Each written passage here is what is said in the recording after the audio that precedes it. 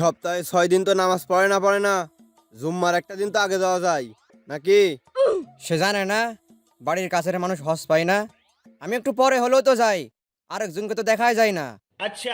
গত সপ্তাহে যে ইমামের পিছনে ছিলাম, তারা দেখেনি না তাদের চোখ নাই?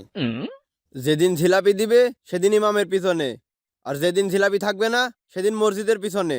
সেটা কি আমরা জানি না? আমি জিলাপির লোভে হলেও সামনের কাতারে থাকি, আর একজন যে নতুন সেন্ডেল লোভে পিছনে কাতারে থাকে।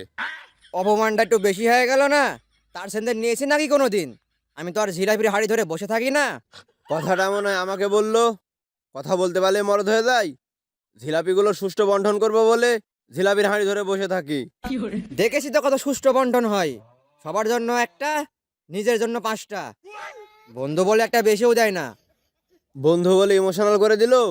কথাটা মাথায় থাকলো, সামনে জুম্মায় দেখা যাবে। কোথায় যাচ্ছে? আসরের নামাজ হতে এখনো অনেক দেরি আছে।